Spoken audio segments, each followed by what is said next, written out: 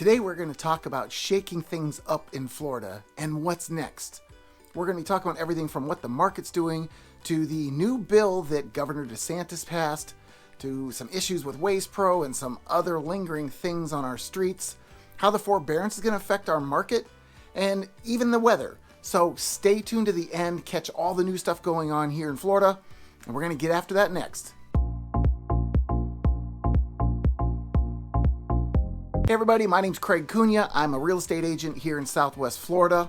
If you're looking for a channel that tells you what it's like to live, play, eat, sleep, and buy real estate on the Gulf Coast, or really anywhere in Florida, then this is the channel for you. Go ahead and subscribe, hit the little bell so you're notified every time a new video comes out, and even comment down below if there's something I should be telling you about. I'm getting calls from people every day and I love it. If you've got a question that you'd like to know more about, you've got to call, text, or email, because I've got your back when moving to the Gulf Coast. Okay, so we're gonna talk about what's shaking up Florida, what's going on. First off, I'm gonna give you an update. I'm pretty clear now. I went through the whole chemo treatment, everything's cool. Thank you for all those people that expressed concern and gave me the prayers and well wishes. I truly appreciate that. But I think all is good. I may have learned something from that experience, like putting on sunblock. You take me as an example and do that for yourself. Now, you already know that Florida's real estate market is on fire, and it's on fire to the next level at this point. Those people that couldn't find a home and gave up started buying land. Now, a piece of dry land in Cape Coral used to be somewhere in the 5, 6, 7,000 range last year. Even at the end of the year, you could find it for 9, 10, 11,000. As of yesterday, when I'm putting in repetitive offers for a client, it's showing active. I submit the offer. We're over 20,000 at this point, and we can't get an accepted offer because it's multiple offers. People are going multiple offers over asking price, even on a piece of dry land. So if this is something that you know you want, I would get in sooner than later. The prices right now, again, low 20s, mid 20s, we're going to be, if you want to be in the Cape Coral area. Some other areas are going to be much more expensive. Those prices are also going to be in the Northeast and Northwest. If you're going into the Southwest or Southeast, you're going to be somewhere in the 40s, 50s, and 60,000 range just to start. Now, one of the big announcements that just happened is Governor DeSantis, and I know a lot of us love him, but he's doing more things to help out the people and the businesses of this great state. And what he did yesterday is he put a new bill into effect that is going to start taxing online purchases and taking that money, which is, they've calculated it somewhere in the area of $1 billion, and it's going to be applied towards replenishing the unemployment fund, since it was totally blasted last year with the unemployment. Then what it's going to do is those funds will allow for a tax change on businesses. The business rent tax right now is 5.5%. It's going to get lowered to 2%. And the way that's going to happen is taking those funds to help those businesses. And what that's going to allow those businesses to do is employ more people and be more useful to the community. Because what happened this week also is a couple businesses locally, a couple restaurants, and you think that how could they be shut down? People are always eating. Well, we don't have enough staff in some of the most popular restaurants. They literally have to shut it down on a Sunday to give the staff a break. There's so much activity, not enough hands. What else are you going to do? So if you're looking for jobs, there are plenty of jobs in this area. I even went online, started looking for other opportunities, and there's some short-term business opportunities. There are some remote opportunities. And I took a couple shots of things that might give you an idea of what's available here. If it fits for you, great. If it doesn't, there's always going to be something out there. Go to Indeed.com. Go to ZipRecruiter. Yes, this area is a service industry type of place if you're going to be working. But there are going to be a number of trade opportunities with all the construction we have going on here and all the trucking and all those types of things. You will have other opportunities. Nurses right now are in high demand, so if you have that background, come on down.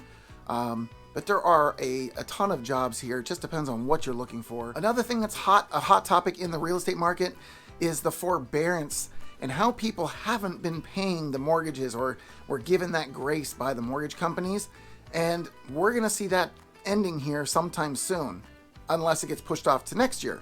But what we didn't realize is the number of people that are not allowing their mortgage payments to go unpaid. Those forbearance numbers, the percentages are going down, which means we're waiting here for these foreclosures to come to market. They may not be coming. Many markets may not see it at all. Some might see lower numbers than they thought. So if you're thinking, I'll wait until that takes effect and people start getting foreclosed on to get my house, that may not be a reality. Some other things going on locally here in Cape Coral. We're going to shake this one up. You might have heard on the news already, Waste Pro is not making their collections to all the neighborhoods. So there's people that have garbage sitting in front of their house for weeks at a time. It's so bad in some areas they've opened up drop-off points in the center of the city, over by Town Hall. They're doing it Monday through Friday from 7 to 3 in the afternoon and on Saturdays from 7 to 11. Now, keep in mind, we're paying taxes to have our garbage pickup. And it's not being picked up. And now we have to pick it up and take it somewhere. How does that work? Anyway, small hiccup. Hopefully it's going to be fixed soon. And when you go to these drop-off points, because they don't want you just dropping off garbage from somewhere else, maybe Fort Myers or Lehigh, you have to show proof of residency. And that's either done with a driver's license or a utility bill. Makes sense, right? More challenges that we're having is there's a lot of insurance fraud going on. And I'm coming to find that now when you put in a claim and you've had an inspection done for a service that needs to be repaired, whether it's a roof or some other part of your home, the insurance companies are now starting to send their own inspectors behind to verify the report they got. So keep in mind, if you are putting in a claim, make sure it's valid. Don't let some company come in and tell you that they can get you a roof replacement or something else done and they've got a way to get it done.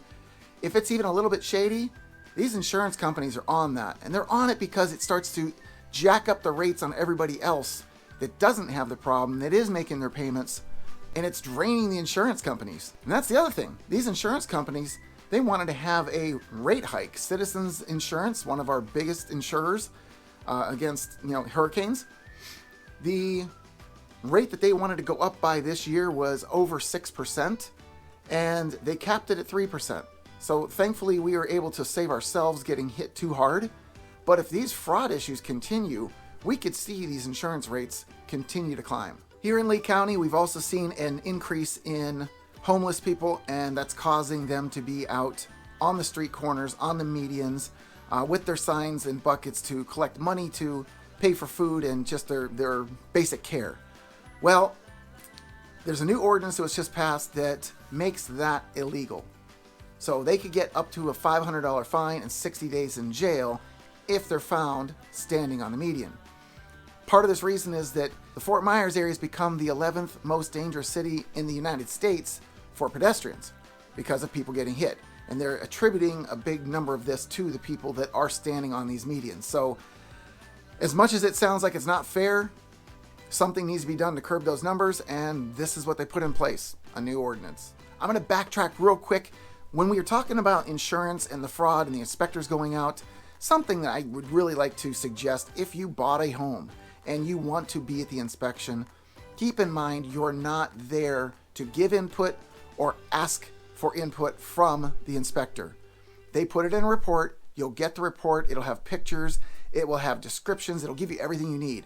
The reason why I say this, I spoke to one of my inspectors the other day, and it turns out that he missed something on an inspection and was reprimanded for it later. It wasn't really his fault because in the midst of what he was doing, a buyer pulled him away with questions, distracted him from what he was doing, and he missed something that sounds simple, a double tap in a breaker box. It's something that you do have to look a little closer and inspect to get it right. He was distracted and pulled away from that, put the panel back on, and was done with the inspecting that part of the house and missed it completely.